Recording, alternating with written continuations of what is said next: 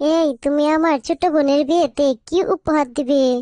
তুমি তোমার পছন্দ মতো কিছু একটা কিনে দিও। কিছু একটা মানে? তুমি জানো আমার দুলাভাই 1,20,000 টাকা দিয়ে সোনার কণ্ঠহার দিচ্ছে। তাহলে এখন আমার কি করতে হবে? আমি আমার বোনকে 2 লাখ টাকা দিয়ে সীতাহার কিনে দিব। এত টাকা? দুলাভাই দুজি দ্বিতীয় শ্রেণীর কর্মকর্তা হয়ে এত টাকার উপহার দিতে পারে, তাহলে তুমি প্রথম শ্রেণীর কর্মকর্তা হয়ে কেন দিতে পারবে না? যদি কম দামের উপহার দাও তাহলে আমি বাপের বাড়িতে মুখ দেখাতে পারবো না। আচ্ছা ঠিক আছে, অফিস থেকে আসার পর তোমায় টাকা দিচ্ছি।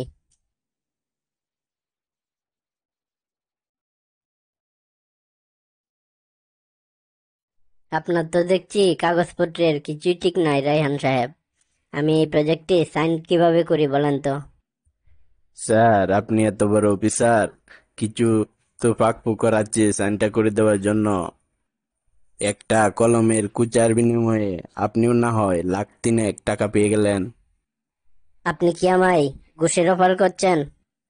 না না স্যার, একদম না। টাকাটা আমি আপনাকে উপহার স্বরূপ দিচ্ছি।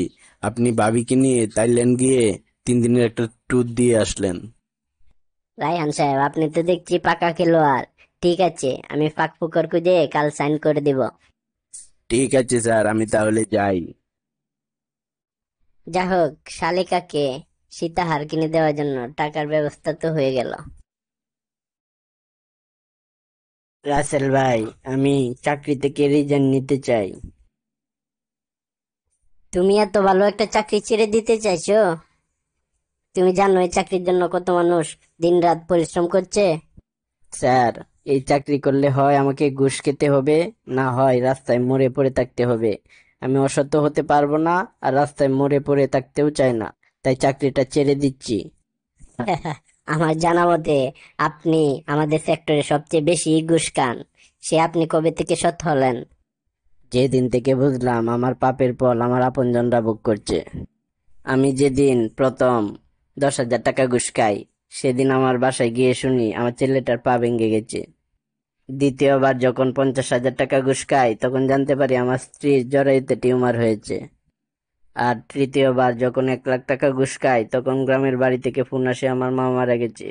তারপরে আমি বুঝতে পেরেছি আমার ভুলটা।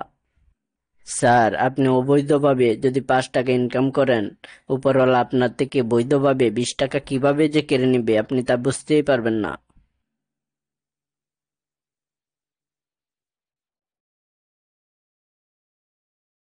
তুমি এসেছো? আমার বোনের সীতাহারের জন্য টাকা দাও। এইখানে আমার বেতনের 45,000 টাকা আছে।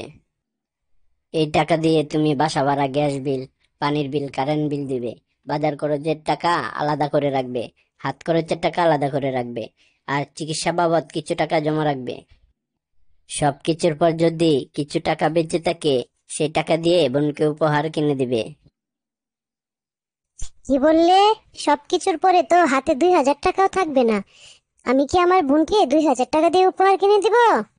সংসারে সব খরচ চালানোর পর তোমার স্বামীর হাতে 2,000 টাকাও থাকে না। আর তুমি কোন সাহসে বলো তোমার বোনকে 2 লাখ টাকা দিয়ে সোনার হার কিনে দিতে? আমি আমার বাপের বাড়িতে মুখ দেখাবো কি করে? মুখ দেখাতে না পারলে বোরকা পরে বসে থেকো। এখন কান্না বন্ধ করে আপাতত আমার সামনে থেকে যাও, তা না হলে কান গরম করে ফেলবো।